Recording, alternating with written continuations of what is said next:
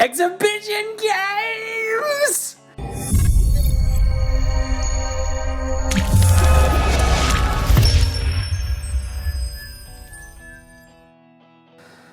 You know, it's been a rough few months when you're that excited for an exhibition game, but it's 2 weeks away. Like, there could be hockey in 2 weeks. There's also the huge thing of, like, there might also, like, everyone might just get COVID and this thing might not get off the ground, but we're not thinking like that.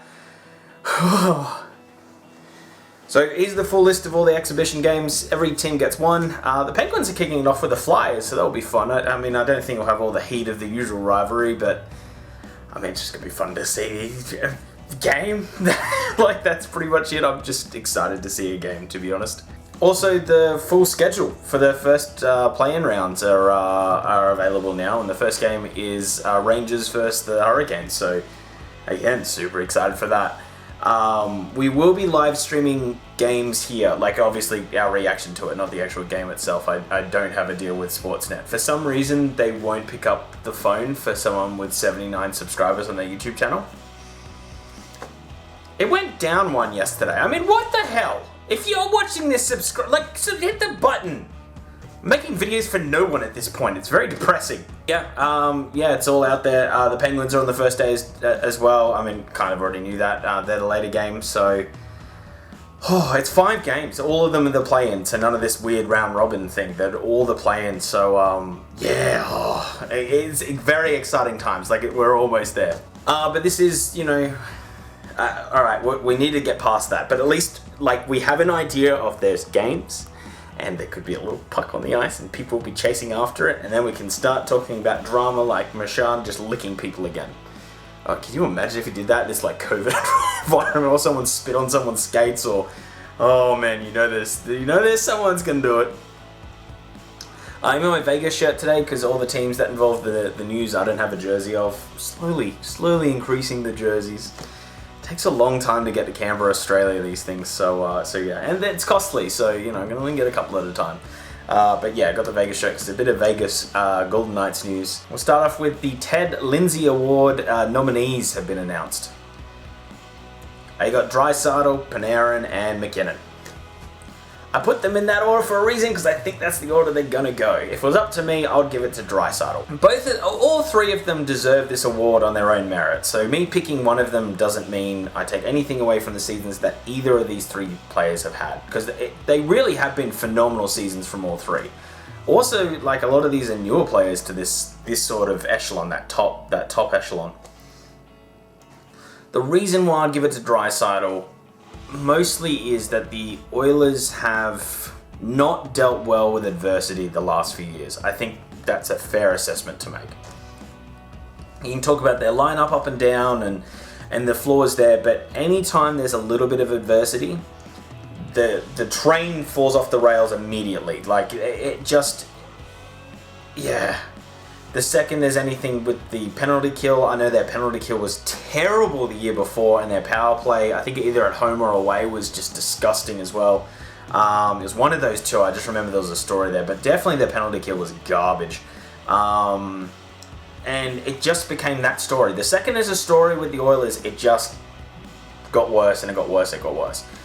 McDavid going down with an injury, and Draisaitl putting the team on the back, for lack of a better term, was the turning point, I think, for this franchise going forward. I think this gives them the self-belief of, you know, when there is a bit of adversity or something doesn't go our way, and that's going to happen to every team in an 82-game season plus playoffs, like, it's always going to happen. It's how you deal with this sort of stuff. He really did step up to the plate for that. I think it was about a month. And did what he had to do, and, you know, and then kept doing it past that. So there isn't that conversation of like, oh, without McDavid he wouldn't have got so many points.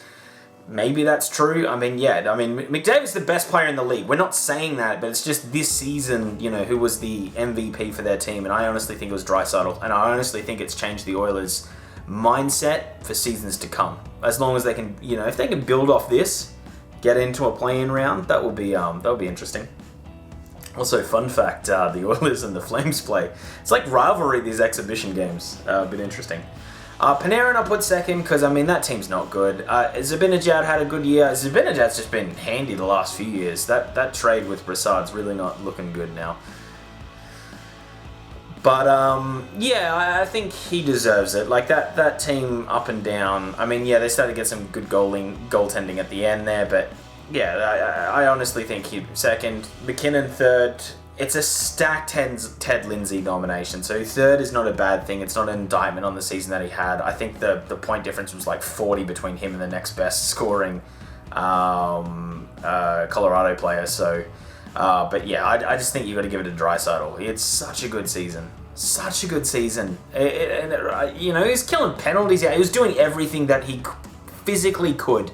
He was like a video game character. Like, he was like your beer pro, you know, in the old NHL games, where like you're on the first line penalty kill and the first power play and you have 200 points in the season. I know he didn't have that many, but an unreal season. It deserves merit, and I honestly think it's a pivoting point for the whole Oilers franchise. So that's why it's Hockey Night and our 79 subscribers. Please make it 80 today. I put it down there. I'm really interested to see what Mike thinks on our next podcast. That's probably the first question I'll open up with him, because my mindset is very much Draisaitl. A little bit biased because the Western games are on a bit later in the day, so I can catch them. They're not on so much in the morning when work's very paramount for me at that sort of 9 a.m. sort of start. So I caught a lot of Oilers games this year. I was just very impressed. Sorokin gets an extension after signing yesterday, so he's in the league next year. So yeah, he'll be playing games. That makes Greiss a free agent, so that will be very interesting. I'll might make a bit of a video down the road of like possible landing spots for Greiss, but we definitely know he is a free agent. Looks like Torrey Krug's another one that's pretty well confirmed that he'll have to explore free agency. So yeah, so there's two like good, like, you know, that's something interesting with Greiss that he's definitely going to be there. But yeah, Sorokin probably puts his hand up that he might win the Calder, and that's something you wouldn't have said a week ago. But yeah, like, this Calder's up in the air now. Troy Terry of the Ducks, he's played 81 games with 22 points. He signs a 3-year extension for, you know, pretty good money, so that's fine. And Rathbone's player out of college signs with the team that drafted him, the Vancouver Canucks. Which is interesting. This could be handy for them if they can. They're in cap hell, and there's a video coming out on this channel about the Vancouver Canucks cap hell and some ideas to maybe get out of it that are realistic. A contract like this and a player working out goes a huge way. You know, paying him, I think with bonuses it's like 1.4 million a year, and with everything that's on their books, even if he's not ready next year and he's ready the year after. That's pretty good. That's pretty good if that works out. If they can sling this, that fixes at least a small problem there. Because yeah, Stretcher, you know, may need to find a new home. I think he might be the odd man out when I'm looking at that roster. I mean, don't get me wrong. There's a lot of people that are the odd man out, but yeah, unfortunately, no one taking that Louis Eriksson contract. I think Vancouver Canucks must be like the highest paid bottom 6 team in the league. Like, bottom 6 had the highest paid bottom 6 forwards in the league. Because it is like Beagle and Roussel, Eriksson, Sutter. Like, there's a few bad contracts there. Man, just signing players out of free agency, I think you need to cap it on how many you actually sign. Because it hurts. It hurts. It hurts if you do this. And, you know, they got a couple there. And, you know, we're obviously still at that time of like, ooh, who's on the ice, who's not training during training camp. And we have another opt-out, so we'll sort of run through them as well. So, Saad of the Chicago Blackhawks. I could have worn my Chicago Blackhawks jersey. I'm happy with the Golden Knights. You know, I got this shirt when I was in Vegas, like, as the team got announced. Like, the you know, roughly the same time they were announced. My friend was in Vegas, so he got it and he was like, I didn't even know what this was, but he knew I was a hockey fan, so he picked it up. And I really appreciate that, because I was like, oh, that's kind of cool. And then he came back a week later with this shirt, and it was like the one thing that had their logo, because their like jersey wasn't even announced yet. So yeah, so that was a bit crazy. But yeah, Saad has opted out. He's nothing to do with the whole COVID. I mean, it might do, but the reasoning he gave was that he still doesn't think he's fully recovered from the concussion, and a few months more off will do him some good. Yeah, which I completely agree. Like, I think that's fine. If you don't think you're 100%, definitely, like, you're probably hamper your team at this point. So get yourself right side. The Liljegren has been taken off the Phase 3 roster for the Leafs. And just classed as unfit to play. I'm assuming it's not COVID related because he's just like completely gone, like he won't be in the next stage. So again, I'm not really speculating. I've got to stop doing that. I've got to stop doing the speculation thing. But yeah, I'm assuming it's something else or they're just not happy with him. But yeah, he's Gonski. And then Vegas news. So Fleury is not on the ice, which is a big hit. They do need him in goaltending, but he has been around at least. So yeah, I think he was on the bench today. At least there were some reports on that.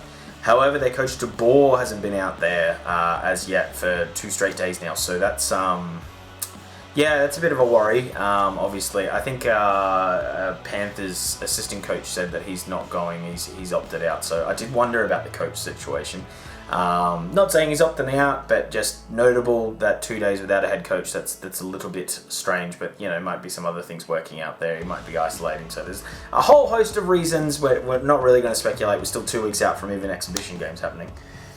And last but not least, there were a few issues with getting all the staff and everything to cross the border into Canada because, well, it's still closed. Still like a little closed border. Which I get because that's the way the world is right now. Isn't it crazy just like how many... If you had said to me at the start of this year